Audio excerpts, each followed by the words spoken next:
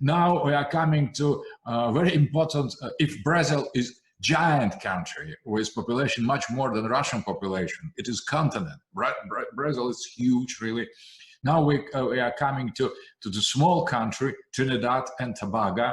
But Trinidad and Tobago, in Trinidad and Tobago, there are two great persons living there. So for this relatively small country is too much. There is Kirk Meigo, who will speak, and our friend Imran Hussein.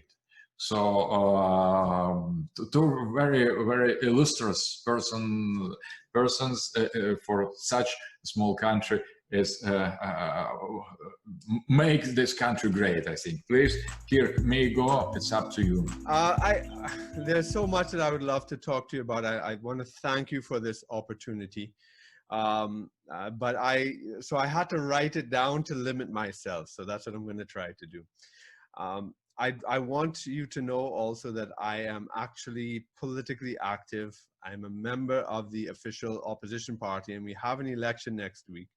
And I do hope we take government. It's very possible.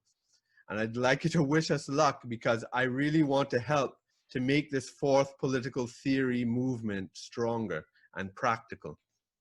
Now, in my view, the fourth political theory, it's an elegant articulation of a universal truth. When I first came across the theory, which is relatively recently, I was amazed at how it fit in with the work that a small group of us have been doing here in the Caribbean for decades. You mentioned Sheikh Imran Hussein, whom I love dearly. And there's a whole tradition behind us of people like Lloyd Best and V.S. Naipaul and C.L.R. James, and it's quite amazing. Now, so I come from this local intellectual tradition, right? And a specific one called the New World Group. And this was formed from the time we were becoming independent in the 1960s. Some of us resisted the Cold War between American liberal capitalism on one hand and Soviet communism on the other hand. Right? So what I want to do here in the brief time I have is to share some of our insights so that we can collaborate, because there's so much that's in sync. But let's start with the Caribbean's place in modernity. The Caribbean was the birthplace of Western imperialism and therefore the modern world, even before many places, and I'll explain that why. This is where Columbus and his voyages came. Right?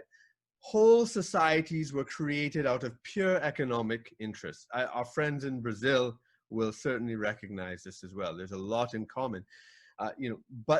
So these societies were created out of pure economic interest, vulgar and brutal materialism, pure. We were foundational to the internationalization of production, the internationalization of finance, of distribution and trade chains, and extreme inequality. Right? All of our production was exported. All of our necessities were imported. We produced nothing for our own use, not our clothes, not our food, not our shelter. We created vast proto-industrial plantations based on imported cheap labor here. And this predated industrial capitalism in Europe. So we have always represented the dark side of modernity, and we've always been aware of that. Modernity was not something bright for us. It was always dark, right? So we have also been engaged in a long struggle against this modernity, and both in the form of trying to create autonomous societies that try to free themselves from imperialism, the anti-imperialist struggle, but also in the form of providing some of the most cogent critiques of imperialism, including the hypocrisy of its chief ideology, which is liberalism. Liberalism is the ideology of imperialism. So I want to share four main insights because I know we have limited time. So I'll be very brief. So one of them is that the metaphysical and the material cannot be extricated from one another. We have problems of poverty, exploitation, etc. But these are manifestations of modernism and modernity. It's not exceptions. You know, so modernization is not the solution to our poverty, to our material deprivation. We've been arguing this since the 1960s, resisting both, you know, the liberal capitalism of America and Soviet communism, as I said earlier. Now, we recognize that the neoliberal order being imposed on the world right now is merely the slave paradigm that was started here in the Caribbean.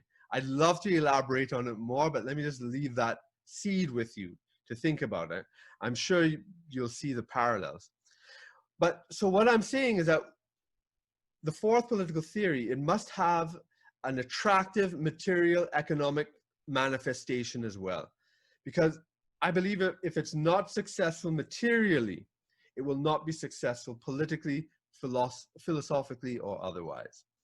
So two, the second insight of ours that I think we can share is that there are both external constraints and internal constraints.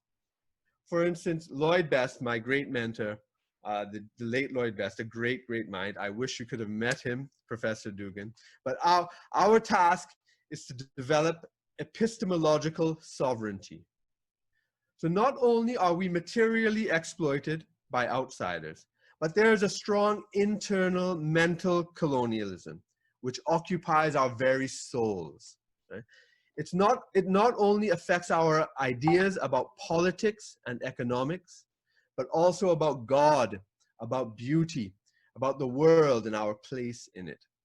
And people like Marcus Garvey or Malcolm X or Stokely Carmichael, Kwame Ture, Louis Farrakhan, and others have been important in this critique.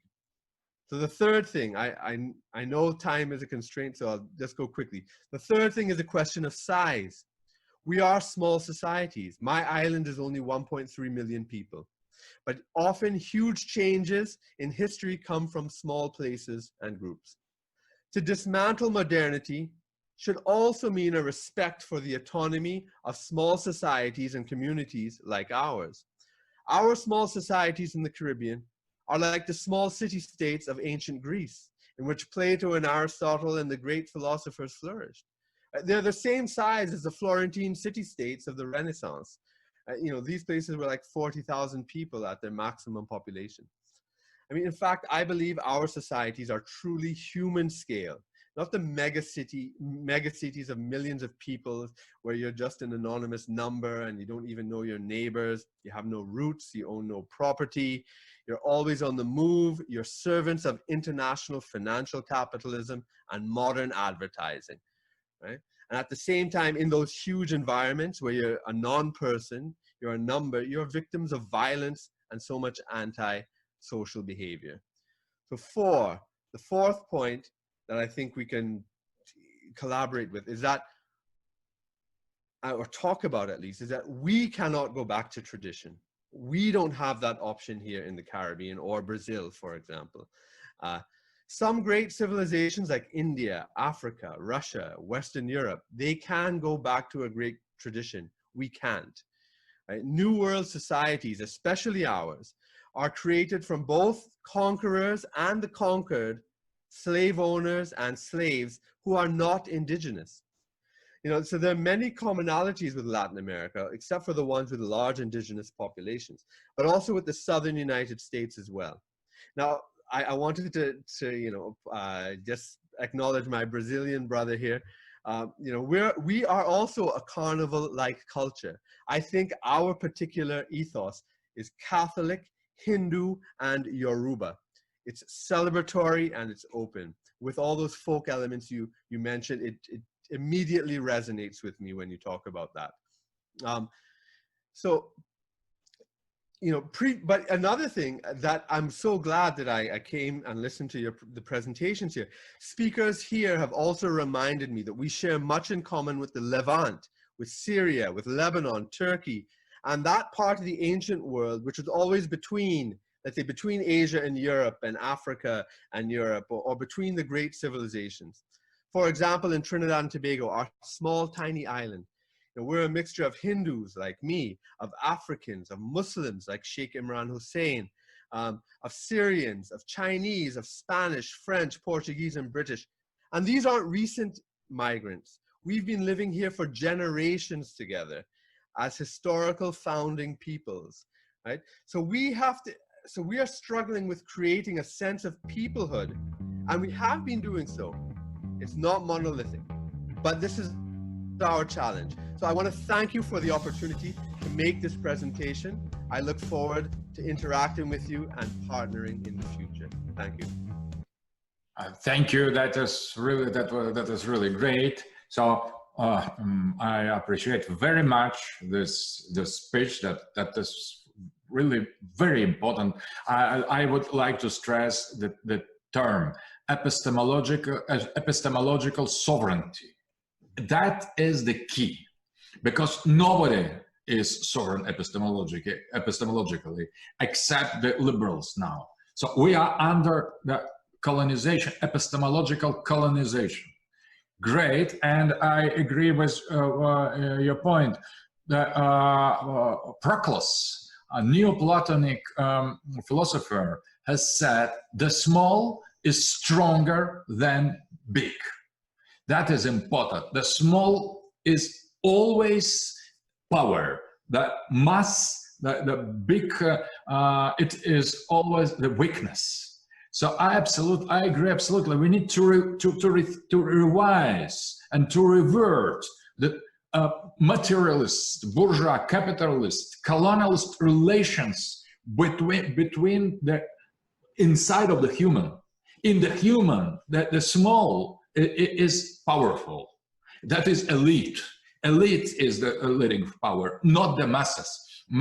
If the mass is blind, it is totally useless. So I think that we should give huge attention to small identities. Sicilian, Georgian, Trinidad and Tobago, and the small, it is not little, a few, it is great.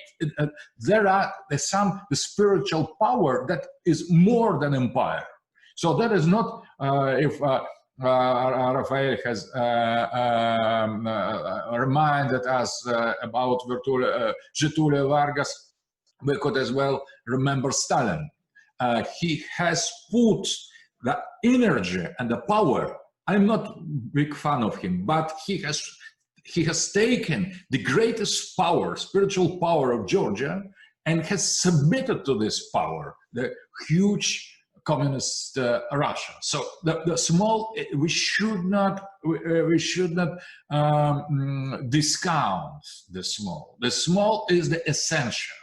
So the heart is small, but it is a central organ. So I agree absolutely. And if, for example, in the great giant Russia or grand Brazil, for example, there will be no this small part of the thought that will be the collapse. Collapse will follow. So we should be very, very careful with big entities. They could be very, very stupid and very, very weak. So we should not rely on the measure. So thank you very much for your brilliant explanation.